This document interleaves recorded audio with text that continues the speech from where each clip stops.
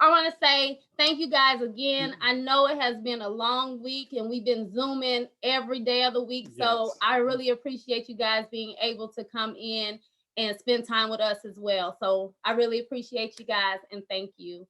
Um, we're Stephen and Shawnia Coleman, and we're going to be doing Building Love Together. Yes. It's about blended families and how we learn to cope with our blended family because we're a blended family. We have been together, it will be 17 years in August. We've been married for 7 and on and off for 9 years. But prior to the 7 years. During that time, we have dealt with the 9 years, we have dealt with anything that you could imagine. The bitter baby mama, I was the bitter baby mama, but we have dealt with everything that you can imagine. And so we've been members of Salem for 13 years. We've been part of the marriage ministry for 5 and part of the discipleship ministry for 3 years. And so we just want to be able to give some kind of insight of what we're going through as far as with the blended family and let you guys know that some of the hurdles that you guys are going through, maybe we've been through it, or the people that's on Zoom or on the platform, they might have been through it as well. And so we can let you guys know that it is a way and we can make it through. So we just want to share our story as well as any other kind of questions you have.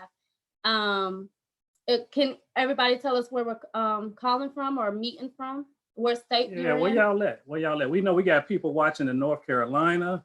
We know we got people that said they were going to join us from Texas.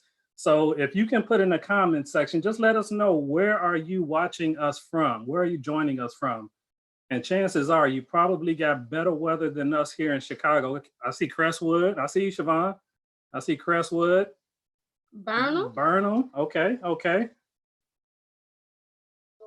Elmhurst, Springfield, Linwood. Okay, so we know a little bit. So I just want you guys to know that all the dynamics that we're reaching out from, it might be someone staying in Chicago and somebody in Texas is going through a situation that somebody in Texas. So we'll be able to help each other out and get through this pandemic, being stuck at home with our loved ones. Yeah, because we're going to be together for 6 weeks. We're going to get to know a lot about y'all. Y'all going to get to know a lot about us.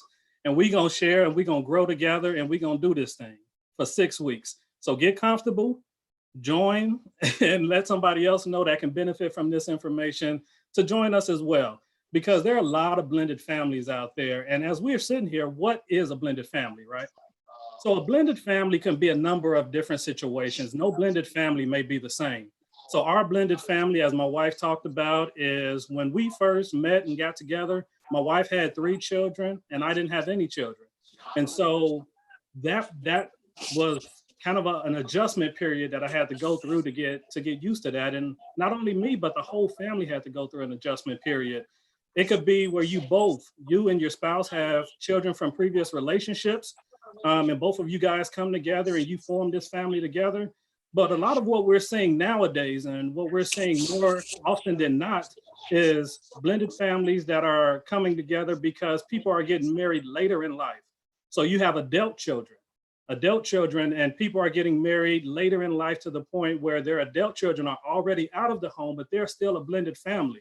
And it's a little bit more trying when you have the adult children, because those adult children may not feel the need to join in on that blended family. So that's what a blended family is. If you guys, as we're going through this, have any questions or comments, just put them in the chat below. We're working with some amazing people that are going to be able to get us the information that you guys are putting in there so that we can make sure that we get all of your questions answered. And even if we don't answer them on this class, we'll be able to answer those next week for you guys. So for this class, though, what we're using is a book by Gary Chapman that's entitled Building Love Together in Blended Families. And Gary Chapman, if you know about him, is the same author that authored The 5 Love Languages. We had an amazing class yesterday from Thomas and Patrice that went through the 5 love languages, that were quality time, that were words of affirmation, that were receiving gifts, that were physical touch, that were quality time. Those were the 5 love languages that we began to discuss on yesterday. And what Gary Chapman does in this book that we're reading and that we're using for this class of Building Love Together is he takes those 5 love languages and he uses them to apply to blended families. And he talks about how it's not only important that you understand your love language and your spouse's love language, but that you also understand the love language of the children, your stepchildren, so that you can understand how to be able to relate to them. You could be buying gifts for your stepchildren, as many as you want, PlayStation 4s and whatever you want to buy them. But if their love language is words of affirmation, buying them gifts does nothing for them. So you need to be able to understand the children's love language so it will help you be a better parent. And it reminded me as I was reading the book and thinking about it, it reminded me when I was younger and I played baseball, right? So of course, in the neighborhood playing baseball, I thought I was the best in the neighborhood. Couldn't nobody tell me nothing. I was doing my thing. And it wasn't until that I joined an organized team that I figured out that I was doing a whole lot of stuff incorrect. I got under some coaching, I got under some tutelage, and I figured out that I was working too hard to accomplish the same goal that I could have accomplished by just tweaking a few of my techniques. Coaches made me go back and redo some things and work on some things that helped me to realize that I'm working too hard. I'm putting too much effort into accomplishing the goal of just playing a game of baseball. And it could be any sport. You guys may have played basketball. You guys may have been on a track team, whatever it may be. It wasn't until I got under some correct tutelage and received some correct information that I understand that I was doing things incorrectly. And that's the same thing with blended families. Blended families does not have to be the Rubik's Cube of life, you know? It does not have to be where it's so tough to understand, where you have to put so much work into figuring this thing out. Now, I'm not going to deny that it comes with its own set of challenges, but blended families can work. They definitely can work. And as we began to put this class together, my wife and I began to look up some statistics just on marriage and blended families. And what we came across was kind of disturbing. Marriages, between 45 and 50% of marriages, 45 and 50% of marriages are ending in divorce, which was shocking to us. And when you look at the blended family aspect of things, 70% of blended family marriages are ending in divorce. And we were just blown away by those numbers. So if you're in this class or you're on this call and you're a blended family and you're married, just say I'm part of the 30. We part of the 30, y'all. We part of the 30. We still there. So we ain't part of the 70. But we were astonished by those numbers. And so dealing with everything that marriage and blended families, in blended families, we have finances, in-laws, friendships, careers, the same thing that we have in marriages. It's just a step up. In the beginning, me and Steve went through all of those at one time. He just got out the military, and we were still in Colorado. We had to stay with my mom. We decided to come to Illinois. We had to stay with his mom. And our friendship was on the brink because we was at each other's throats. You know, the in-laws relationship with our in-laws was up and down because we're staying in their house. So maybe they said something to us that we didn't like, but you can't say something if you're staying in somebody else's house. So right. It was a whole lot of different scenarios all at one time combating at us. And we made it through that. So it was rough. Yeah, definitely was rough. And that's when money was real tight. Like, I mean, real tight. Like she said, I had just got out the military, relocated back to Chicago. And so things were tight and it was a tough time for us. But you find out when you get married, and we talked about this yesterday, you find out when you get married and you begin to go through year 1, year 2 with your spouse, that you uncover some things about your spouse that you didn't realize was there before, that you didn't see in the dating period. There's some hurts that may have been there that never healed. There were some daddy issues, some mom issues that were there that never got handled and never healed. You begin to uncover some things as you're married and you begin to go through this road of life that you didn't pay attention to when you were going through the dating period, when you were engaged, because you were just so in love and you had that warm, fuzzy feeling and everything was going smooth but you didn't pay attention to those things that you began to uncover. And right now, particularly when we're sheltered in place, there are some things, and God is so good because God is allowing families to come back together like never before. He's bringing marriages back together. He's tightening marriages. He's tightening family groups. He's taking some things off the shelf. You know, a lot of times in marriage, you may avoid some conversations. You may avoid some issues and put it on that shelf and kind of blame the busyness of life as to why we can't have that conversation right now, why we can't sit down and put this plan together. But God has given us nothing but time right now for us to be able to sit and have a conversation, for us to take those things off the shelf, for us to have those hard conversations. You got time to put that plan in place. So God is blessing us right now. He's blessing our marriage. He's blessing our homes. He's blessing our families. And he's using this time to get a lot of the praise, the glory, and the honor that's going to come from this after we're done with this. But let's be clear. Let's be clear that the enemy is after your marriage. The enemy is definitely after your marriage, and he will use anything at his disposal to be able to attack your marriage. He'll use your spouse. He'll use you. He'll use your family members. He'll use circumstances. He'll use what's going on in the past, what's happened in the past. He'll use anything to be able to attack your marriage. And why does he want to attack your marriage? Because there's power in unity. There's power in agreement. And Matthew 18:20 says, where 2 or 3 are gathered in my name, there I be in the midst. So if the enemy can split you two up, if he can split your household up, then he knows that you're not going to be able to do as much damage to his kingdom as you would have if you were to stay together on one accord in a powerful unit with God in the midst to be able to be there with you guys. Because where 2 or 3 are gathered in my name, there I'm in the midst. Y'all going to do some damage to his kingdom. So of course he wants your marriage. Now, when you add the blended family aspect to marriage, you're talking about going from tough to tough squared, because there's a whole nother set of circumstances that are associated with the blended family. So, question for you guys. What is the biggest challenge you have faced or are facing in the blended family?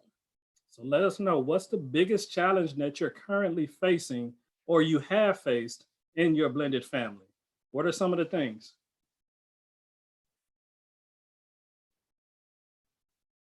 Blended families. It could have been a number of different things.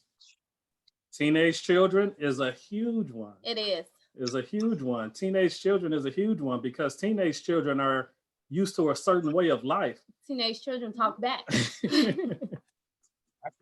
So teenage children, the other parents still in love with my husband. That's one that we're going to get to. The bitter exes. That's one we're going to get to. They know everything. Yes. They think they do. They think you can't tell them nothing. I've been here before. Making sure the children, mom got along with my wife is an important one. The in-laws are big. Yeah. We have faced discipline, probably discipline issues. And those are conversations that you want to have prior to the marriage. Because where we're going to live, what is our living situation going to be? How are we going to parent? What kind of discipline are we going to use for our children? So being accepted by your spouse and children, another huge one. That's a hurdle that's going to take some time. So anytime you get a group of people together to accomplish a common goal, there's going to be hurdles. Yeah. So with business. Yeah, in business, you guys think about it. How many people at the job, you have to work with several different departments to accomplish one goal, and every department want to do it their way. They got a different way of looking at it. They got a different way of accomplishing stuff. Now we got to have all these meetings. We got to send all these emails just to be able to accomplish one little thing. But it's because you're getting a group of people together to accomplish one goal. Now the devil is even attacking that. We can't even do one little thing. A family reunions. Right now, my family is planning a family reunion, and we can't decide if we want it in Georgia or in Florida. And we be on the call for 2 hours just to do where we're going to have it at. Just tell me where to be at. That's how I am. So family reunion, church. It could be church. And y'all know church folks. Y'all know church folks. You talk about bringing a couple different ministries together to accomplish a goal. And how's it going to go? And who going to do it? And what we going to use it for? And where we going to be at?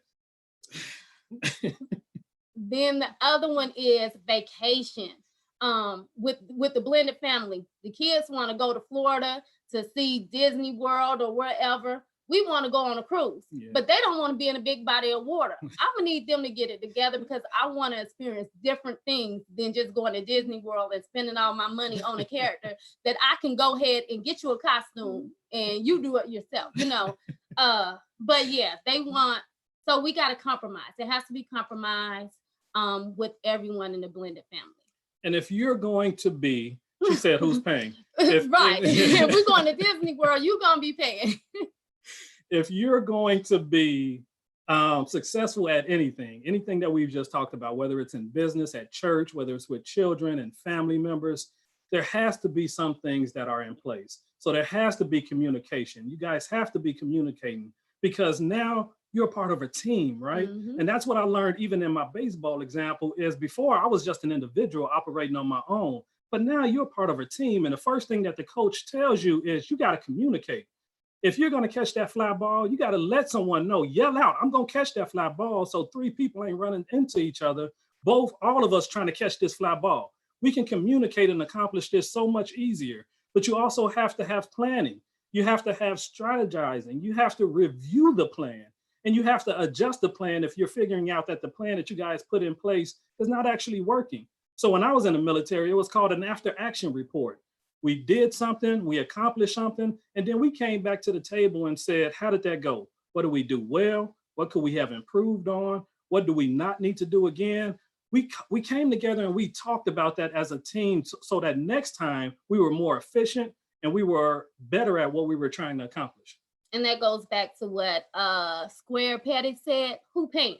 So if I'm paying, I'm making a bulk of the decision. If it's the kids, then y'all can do whatever y'all want to do. As long as y'all paying, but when we're paying, it's gonna be what me and Steven say. Yeah. So we're gonna do a question right here. Can we get 3 people to unmute their phone? Only 3.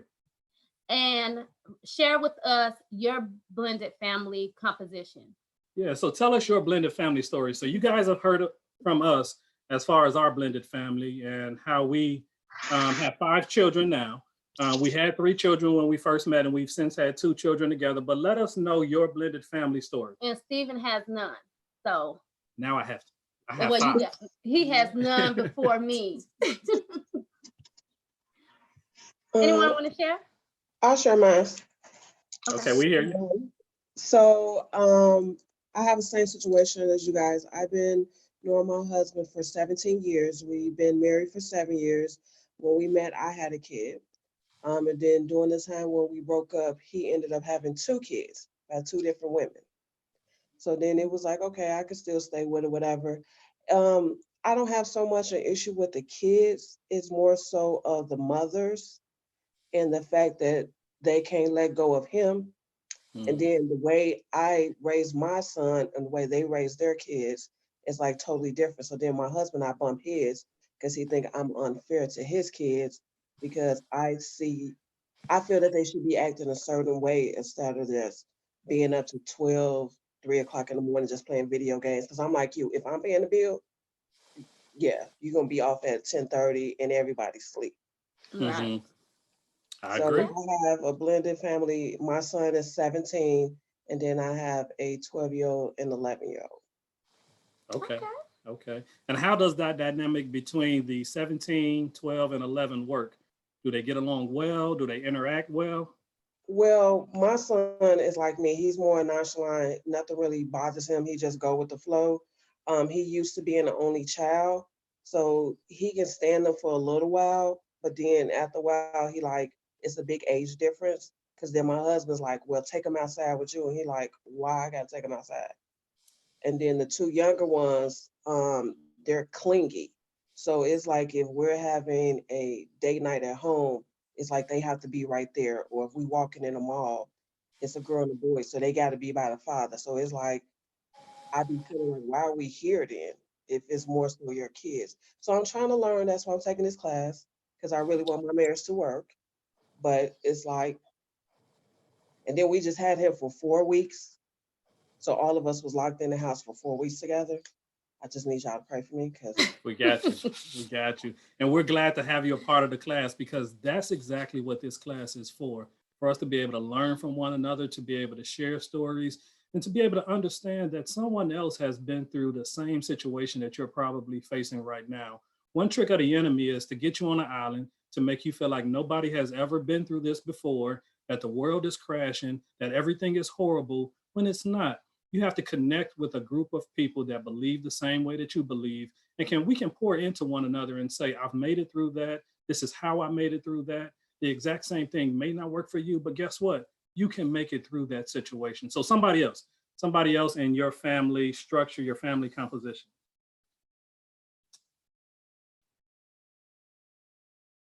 Okay, I'll go. Hey, everybody. What's happening, Shannon? I've been married for 19 years. Me and my husband dated for 6 before we got married. I had 2 kids. He had 1 kid, and they were all girls. The biggest challenge that I had with my husband's daughter was she was really spoiled. So, she was a daddy's girl, so it was more or less, me coming in as me taking her dad away from her, because, he actually kept her. She actually had custody of his daughter. So my thing was my daughters knew me. They knew, what they can say and what they couldn't say. They had to watch their mouth, like respectful kids. You know how that is. Yes, ma'am, yes, sir, that sort of thing. But his daughter, when my kids would go to sleep now, I'm not a strict parent. So my girls was able to go to sleep whenever they got ready. But guess what? When it's time for you to get up for school, you need to get up. I'm coming in here one time and let you know it's time. It's time to get up. It ain't no, I'm not trying it twice. I'm not gonna come in here 3-4 times. It's time to get up. Well, with his daughter, I literally had to go there 4-5 times. It was like, oh, I can't do this. So that was my biggest struggle. But I love my husband. Now, he's my rock. That's my ride or die. Me and Wayne been friends for a long time. So, with that being said, I had to realize that this my husband, this his daughter, which is my daughter, because he treated my girls like they were his daughters. Mm-hmm. So I'm not gonna make a difference. So, okay, when you want to do date night with us, no problem. You sit here, we all sit together, and we all, we it's a family. We gonna do this thing. So she just had to get used to me and used to the girls. And once we did that, it took me a little while, maybe a year or so, to get her the way I wanted to get her, which is, not going here 4 or 5 times and wake you up for school. But after that, it was perfect. So, I say to the young lady that just got on, just have some patience. Mm-hmm. Just know that you love your husband and you want this thing to work out with you and your husband. And a part of your husband is his kids. Yeah. So you have to, just like with Stephen, you didn't have any kids. So it was much different for you with Shawnia. So you wanted that thing to work out. So I'm going to take you, because with a woman and her kids, or with the man and his kids, those are part of him. Yeah. So if you want your marriage to work out, you got to do what you got to do. That's what I said. Got to work on that one. Okay. Yeah. So anybody else want to share with us? I do. Can someone help me understand or tell me exactly how long? Okay, I have a daughter. My husband came to live with us in 2017. She is still adapting to this. And she's 12 years old, so I have that whole preteen factor going on, as well as learning new rules and disciplines. I didn't realize I had spoiled her, but I guess I did. Mm-hmm. How long does it take for them to finally get adjusted to this blended family? It's not a time limit. It's whenever they come around, whenever they feel comfortable, and they will come around. It just takes time. Like for me and Stephen, it literally took my kids at least 6 years to come around to him. The 3 that we have, it literally took the oldest 2 about 6 years for them to start getting comfortable with him and start calling him dad, even though they didn't have to. But you know, they started calling him dad. They were comfortable with going with him, doing things with him. So it did take some time. You just have to stay patient, keep doing what you're doing, keep loving on that baby, and she'll come around. Yeah. And especially with her being 12, it's gonna take some time. Did you do any family counseling? No, we didn't. But family counseling could help. It will help. I wouldn't say don't do it. I would suggest you do it. But just keep spending time with her. Keep doing what you're doing. You don't have to spoil her to buy her affection, because as my husband said, that might not be her love language. You know, it might be words of affirmation. You know, she might need words of affirmation. She doesn't need you to buy her things. She needs you to tell her how pretty. Oh, I lost you guys. I can't hear it. Anybody else hear us? Or is it just Yeah, we can hear you okay. now. You're back now. okay? Okay. So I was saying that her love language might not be for you to buy her things. It might be words of affirmation where she needs you to tell her that she's pretty or she's doing a great job or whatever it is. It might not be, you know, you buying her stuff. So that's probably why, you know, it's not Well, coming along. when I say spoiled, it's not with things. It's more on emotional connection. So she was always used to me spending all of the time with her, coming up to my room, sleeping in my bed and things like that. I tried to break those things before he came. But I don't know if it's just manipulation on her behalf or it's just me feeling guilty that this time is just split now.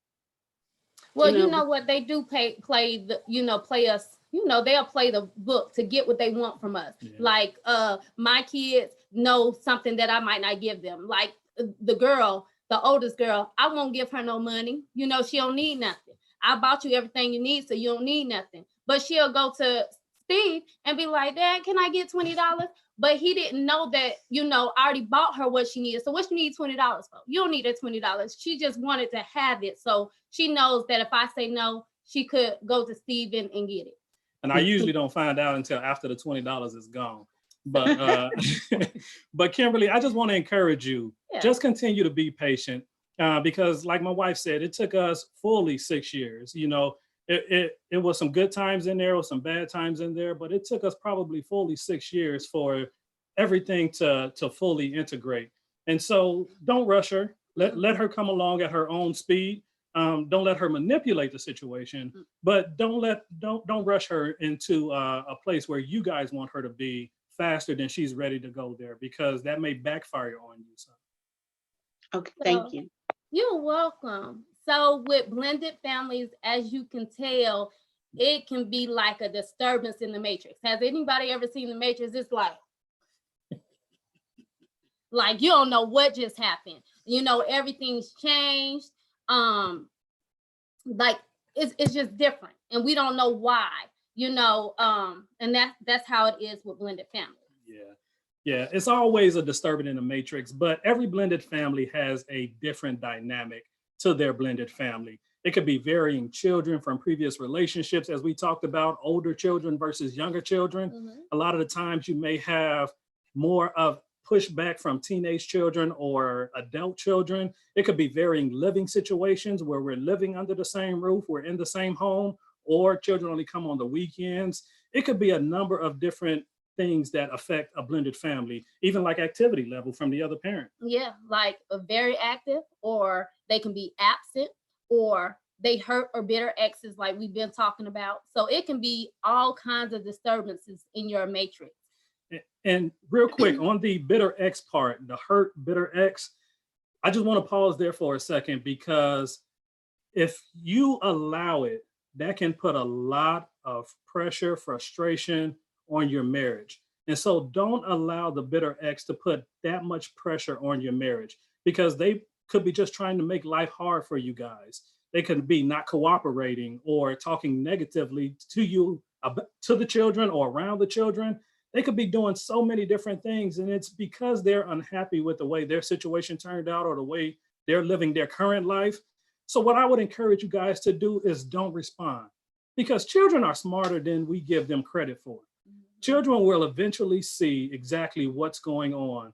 The more that you're being kind, the more that you're putting that olive branch out there, the more that you're being consistent, the more that you're praying for that parent, children will begin to see exactly what's going on. And prayer is huge, because only God can change someone's heart like that, to ease your marriage, to ease that transition of children going from household to household. So pray for that person. If you're in that situation where you have that hurt or bitter ex, or you're dealing with a hurt or bitter ex, just continue to be consistent and pray for that other person.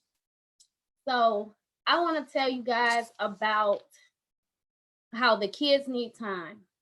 Okay, so when me and Steven first met, I wasn't interested, but Steven knew he wanted me. She was interested, y'all. She was interested.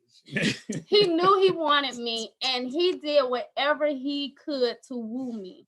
He brought me a single rose every day. I mean, every day, one single rose. He called me about 17 times a day just to see how I was doing, It was only about 10. to make sure like I was okay, everything was fine, I didn't need anything. And so he pursued me.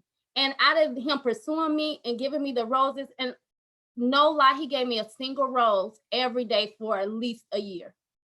And by him pursuing me, I finally gave in. And it took us, what, 3 years?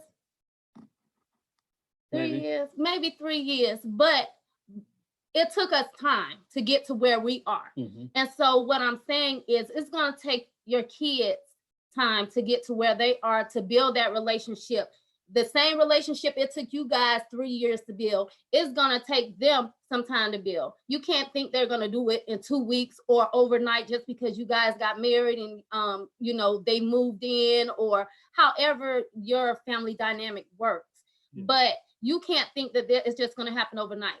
So just like it took you guys some time to groom and love on each other, it's going to take your kids the same. And I'll be honest with you guys, me and Sean, we were actually, when we met, of course I was interested, but we were actually just friends for a while. We didn't start straight off into a relationship. But to be honest with you guys, God is so amazing, because God gives you exactly what you need when you need it, even if you don't realize that it's a need in your life, right? Because when I met Sean and I met the kids, they were literally like a breath of fresh air to me. I was still in the military. I had just come back from a tour overseas. I had just come home from Iraq. I was hanging with some people I shouldn't been hanging with. I was doing some things I shouldn't have been doing. And literally, when I met Sean and the children, they were a breath of fresh air to me. They calmed me down some. They got me out of some situations that I shouldn't have been in the first place. They kept me at home. And I thank God for them and for how he brought them into my life, because I literally could be dead today if it had not been for how God blessed me with Sean and blessed me with the family that we have, because God is so amazing. And that warm, fuzzy feeling that he's talking about, right that warm, fuzzy feeling that Sean is talking about, it's true. Your children don't feel that immediately. Y'all may be all googly eyed and y'all may be all warm and fuzzy on the inside, but it's going to take them time to be able to, one, trust.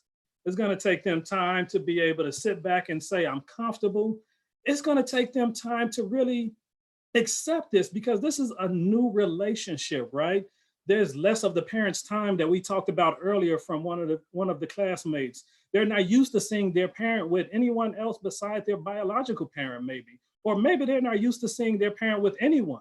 There has been no one around. And like someone said, they're used to getting all that time. Saturday, we go hang out, we go shopping, we go to a movie, we do this, we do that. Now, all of a sudden, you got to go see Frank. You got to go hang out with Frank all of a sudden.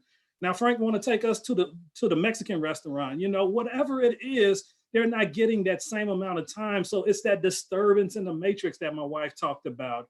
But stepchildren often have the basic respect for the step parent. So once you guys are married, they usually, and this is coming from the author of the book, we're beginning to get into the book now. They usually have basic respect as they would have for like a school teacher for the step parent initially, until they can trust you, until they warm up to you. but they'll respect you, but they have more respect for the biological parent and what they say and how they say things. Just like Shannon talked about, her daughters knew not to try her because they knew what the consequences would have been. But for her husband, they still respected him. They just probably respected Shannon a little bit more. So this is a time where we have to actually take time in this quarantine time to be able to blend our families well. Whatever situation you find yourself in, this is the time that God is giving us really to take a step back and deal with some family issues that we have not been dealing with, to make our blend just a little bit better, just a little bit better. Communicate. We got all this time. Let's communicate. Yes. Let's sit down and talk. Let's sit, how we want to discipline the kids, how we gonna go about communicate when they try to play each other. Me and Steven had to get to the point where, Tasia would ask him for some money, and I'd be like, why'd you give her that? Because I just told you. And so we had to go and do something a little different. We had to change it up. So if she would ask me for money and I tell her no, and she would go ask Steven for some money, but he knew that she was starting to, play him. And so we got to the point where, oh, let me talk to your mom. Let us see if we got it or whatever. And then we would go into the room or wherever and be like, oh, well, Tasia asked for this. What you say? What do you think? You know what I'm saying? So you have to come to a common ground where you don't answer the kids right away. Meet with your spouse and you guys discuss it, and then come back at a later time and let the kids know, well, me and Steven decided that you don't need this $20 right now. You don't want nothing. I just got you everything you need. You don't need nothing. Yeah. So that's why we had to come to a common ground and, had to change it up a little bit so they kept playing my husband. They kept playing. But here's the thing. If you guys don't take anything else away from today, take these few key points. Communication. Communication is key. Communication is huge, not only in your marriage, but in your family dynamic. Communication will keep arguments down. Communication will help your family understand where we're going and in the future, what we need to do. Communication. You cannot over communicate enough. Well, maybe in the quarantine time, just a little bit. You can communicate a little bit too much, but communication is very important. Point number 2, patience. As my wife talked about, you have to be patient with each child, each situation, each blended family. Example, no blended family is the same. So we took 6 years. Yours may only take 1.5 years, 2 years. No blended family is the same, but whatever is going on, just be patient in the process of blending your family. And each child in each situation is different also. So you can't deal with the same situation with one child with the other child, because their love language might be different. So you have to, what do you say? We got to figure out the love languages. Yeah. And as we go through these next 5 weeks after today, we're going to begin to dive into a lot of these topics that we discussed even deeper. So next week, we're going to be talking about the definition of love versus the motivation to love. We're going to be going through principles on how to navigate this step family ocean. There's some sharks out there in that ocean that can come and bite you. There's some things that can hurt you in that ocean. But how to navigate this step family ocean is what we're going to begin to go into next week. And lastly, the third key that we want to talk about is present a united front always. Always present a united front, because children are extremely smart. And if they see even the smallest of hint of a negative look, when they said to mom, I asked dad, but he didn't give it to me, and mom gave dad that look, now they know they can play that right there. They know there's a chink in the armor, because children want to be able to play parents back and forth against each other to be able to get what they want. Now they got y'all in the bedroom arguing back and forth, and they eventually got everything that they asked for. They got the $20 and they going out bowling with their friends. So y'all at home arguing. So always present a united front. Even if it's something that bothers you, pull your wife or your husband to the side in the privacy of your bedroom or somewhere else where there's no one else around, and you guys have a conversation about how you would have liked that situation to go, how you would have approved for that situation to be, but never do it in front of the children. Don't let Never them do it see in the front of vision. anyone. Always present a united front. We can talk about it when we get in the car, but we're not going to do this right here. So that's going to be the end. We're going to sum it up for questions. If anybody has any questions that you guys would like us to answer or whatever. Yeah, or even talk about some of the great points that you picked up during this class, some things that stuck with you, some things that you would like to see us talk about. So we have about 15 minutes of Q&A time that we can just go through with you guys to be able to answer questions, for you guys to tell us some great points that we made and some things that you may want to see in the next 5 weeks. So anybody, you can put it in the message. You can unmute yourself.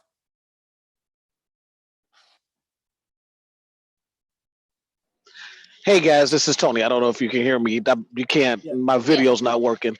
But hey Salem, I miss y'all much. Hey, Tony. Yeah.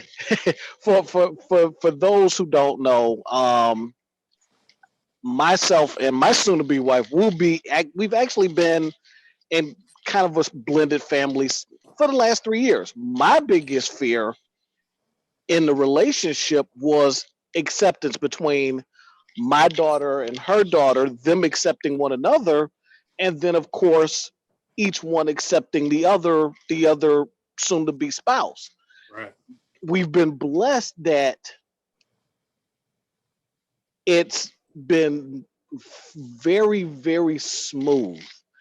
I was shocked at how quickly my daughter, who's older, who's now 21, accepted Teresa. I mean, basically instantaneously. But for me and for Teresa's daughter, it took a little while. So I had to have that patience. I had to know when to step back and let her have her room, that room to breathe, and just be patient and let her come around to me. Right. Yeah, that's extremely smart, Tony. You kind of want to let that happen at its own speed and own pace, because like I talked about earlier, and I believe it was with Siobhan, if you force that, or it could have been Kimberly, I'm sorry if I'm getting this wrong, but if you force that relationship, if you push the child quicker than they're ready to go to a particular place, it's going to backfire on you. And you could actually drive the relationship of the siblings apart. You can drive the child and the other parent apart. So let that kind of happen organically and let the child kind of go along at their own speed. I think that's extremely smart. Anybody else? Questions that you want to get answered? Great takeaways from today? Anything you want to see in the next 5 weeks? If you guys don't have the book, remember it's Building Love Together in Blended Families. Building Love Together in Blended Families. It's a great book. It's by Gary Chapman. If you guys want to read along with us, that's great. But we're coming from that book for these next 5 weeks as we're going to be holding this session. Yes, this class is 5 more weeks at 6 p.m. every Sunday. And I don't know if you just heard me, I just said the book again, but it's Building Love Together in Blended Families by Gary Chapman. There's a gray cover and it has like some red writings with a heart on it. And that's what we're going to be coming from for this class.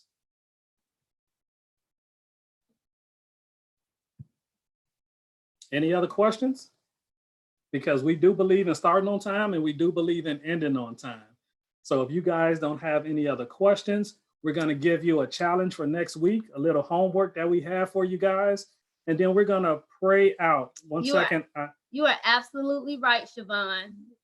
You are. Yes. You are absolutely right. Yeah.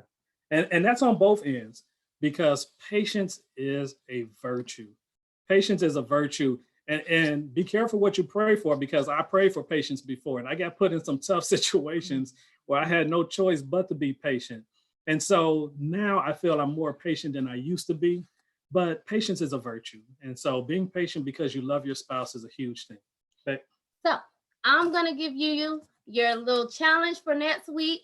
So we would like for everyone to make a list of all the family members in their blended family / extended family.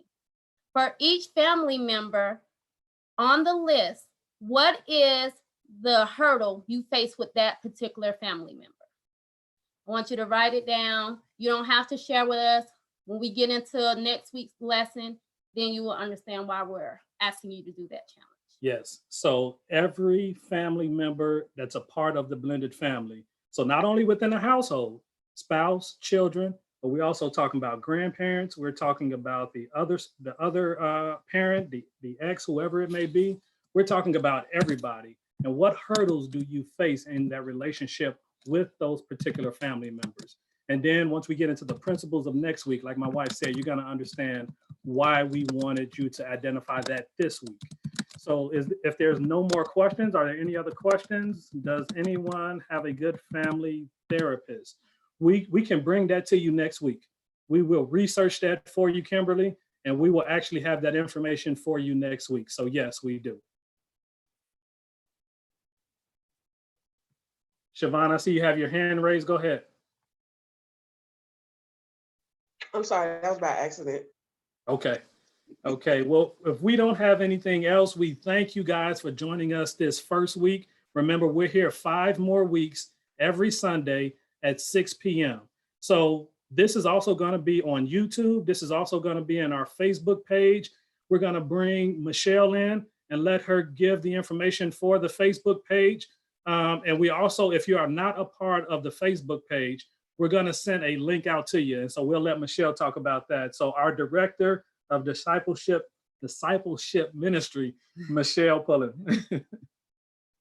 Wow, I was so blessed by this class tonight, and I hope you all were as well. I truly understand. I also have a blended family, and I like Stephen.